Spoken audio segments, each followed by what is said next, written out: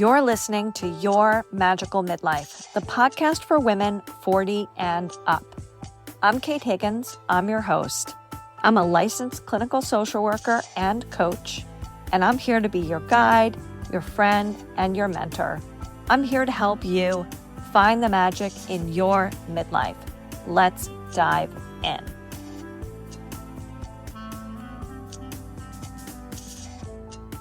Hello and welcome to the very first episode of Your Magical Midlife. I'm Kate Higgins, and I guess I should start with a little explanation as to why your midlife should be, can be, or will be magical, and why I'm doing this and what this is all about. So, last year, I went to the gynecologist and she was pressing on my lower belly and she was kind of frowning and making this furrowed brow. And she asked me if I was in any pain, and I wasn't. And she made a face like, I don't believe you. And I said, no, everything's good. Everything's fine. And she's like, no pain during sex? And I said, no. And she said, no pain when I push here? And I said, no. And she said, no pain when I push there? And I say, no. And she's like, okay, well, I would like to order some scans.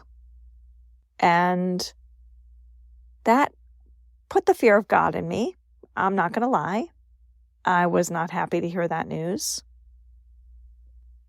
So I went to the imaging place that she gave me the prescription for, and I had a series of sonograms and ultrasounds and all the things.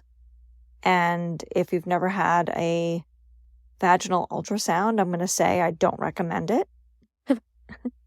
Not recommended. A week or two later, I went back for my follow-up appointment with her, and she said, I don't like the way your ovary looks, and I'm going to have to remove it, and possibly the other one, and maybe your uterus as well. I won't really know until I'm in there.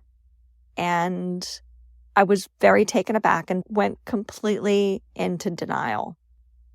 First thing I thought when she said this to me was, I don't have time for this. I can't take off from work.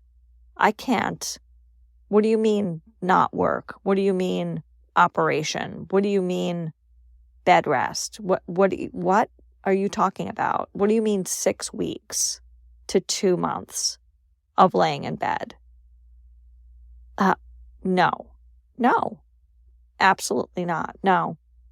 And she was very insistent.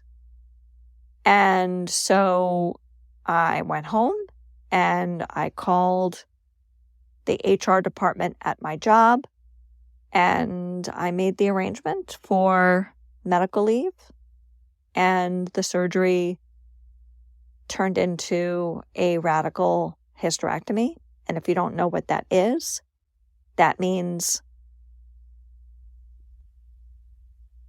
that she took out both of my ovaries, both my fallopian tubes, my uterus, and my cervix. And that story will be another episode, I'm sure. But the point of me telling you this part of the story is to tell you that when I was laying in bed for the 2 months that I was off from work, I thought really long and hard about what I was doing and whether or not it was making me happy, and if I was living the life I wanted to live. And the answer was no. The year before that, my mother passed away, and I was very fortunate that I was able to be with her for the last week that she was alive, even though she was in and out of consciousness, delirious at times. I knew she knew that I was there, and she knew my brother was there, and she knew my dad was there. And we were very lucky to actually be with her in the room when she passed. And the year before that, I left my home of 20-something years. I left Brooklyn, New York, to follow my partner and move to Florida. So I left behind all of my friends, everything I knew, everyone I knew, and everything that was familiar, to live in this beautiful place, but to only know one person. 2 people if you count his dad. So there were some bumps along the way from to now. And that time has given me the reflection to think about what I want in my life and what I would like my life to look like going forward and what it even means to be in midlife and the denial I was in about the way I was living my life, unaware and not acknowledging that I couldn't live the lifestyle I had been living in New York. I wanted the stability I didn't have, and now I have it, minus a uterus, minus fallopian tubes, minus a cervix. But I felt a blah, right? After my surgery, I felt gutted, literally. Surgery, I'm sure, for many kinds of surgery, it's a very dehumanizing experience to be operated on. And to have such a central and intimate part of me removed was really difficult. And again, I don't want to make this whole episode about that and the hysterectomy. But what I do want to say is I had that reflection time to think about where I was and where I wanted to be and to realize I was kind of off course. So how could I reignite that spark in my life? How could I reconnect to everything I wanted? What could I do to reconnect myself from this sick person into this person who was living the fullest expression that they possibly could of their potential and of their possibility? Now, I've been a social worker since 2000. I graduated in May of 2000, and I've been doing various psychiatric jobs since that time. I worked in a psychiatric emergency room, on several psychiatric units, on a psychiatric mobile crisis team, on a college campus, on a crisis team for a college campus, and my last couple jobs have been in managed care, which is basically the pasture where old social workers go to die. Like when you're so burnt out that you can't work face-to-face with people anymore, you go into managed care and you do reviews of people's treatment and approve it or deny it, because that's just kind of where you go before you retire. So I was in this sort of comfortable job that paid pretty well, and it was kind of a dead end, and it afforded me things like buying a home and moving to Florida, and it paid me a decent amount of money, which allowed me to have a pretty nice life. And I felt bored. I felt trapped. I felt limited. I felt uninspired. Now, backing up 10 years previous, around the time I was getting ready to hit 40, I really had a lot of anxiety. A lot of anxiety about not being where I wanted to be. This seems to be an ongoing theme, right? And maybe you can relate to this. I had a lot of anxiety about my life being off track, not having the things I wanted, not knowing how to get from point A to point B, and not having the guidance that I felt I needed to have or would have benefited from. And around that time, I started a project with my dear friend Lydia Mandel, aka the Playful Priestess. You can follow her on Instagram. She's amazing. And we started a project called Fearless Over 40. And this was a multimedia project highlighting women as they age, aging in unconventional ways.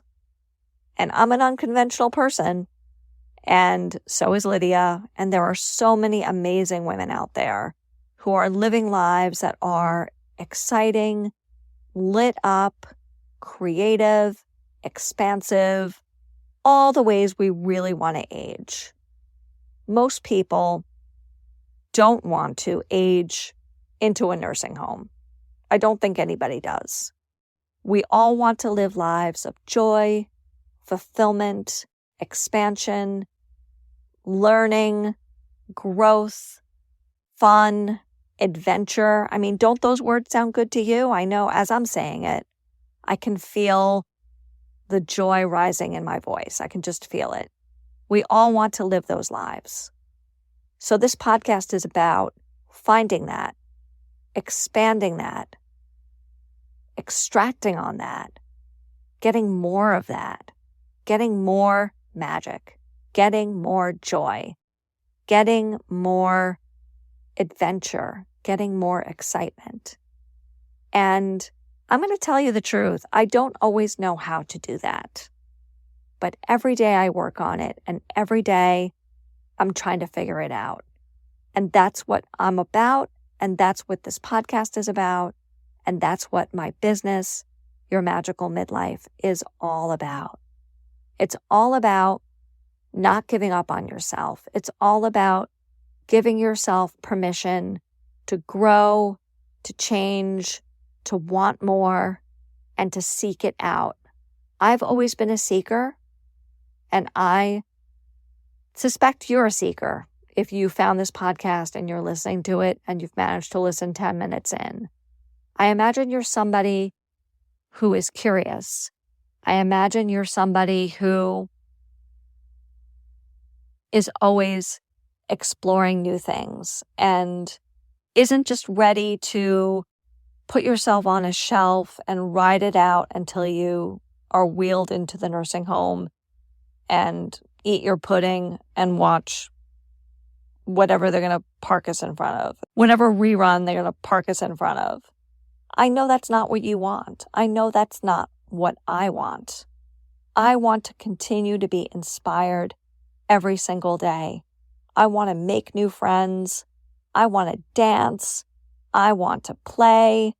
I want to explore. I want to walk El Camino.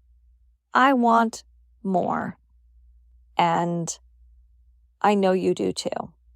I'm going to bring you adventures, joy, and inspiration every single week. That's my commitment to you. And I hope that you'll commit to me by listening to this podcast. So, are you in? If you're in, please rate, like, and subscribe to this podcast. Now, before I close, I'm going to pull a card for both of us. And before I do, I'm going to say that I've been reading tarot for 25 years, longer than I've been a social worker. And I use the tarot as a tool to just give me a little guidance. And I'm also going to say that this card is for you and this card is for me. And it doesn't matter that you're listening to this well after the time I recorded this. It doesn't matter. So I'm going to pull this card from my very first episode, and it's going to give both of us just a little bit of guidance. So the card for this episode is the Three of Wands.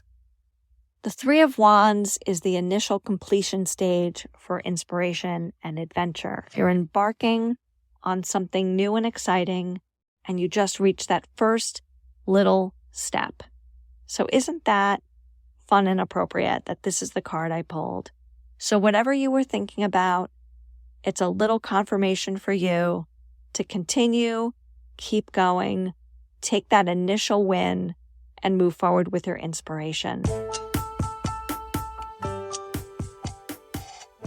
Thanks again for listening to Your Magical Midlife. I'm your host, Kate Higgins. I am a coach, and I do offer individual coaching sessions.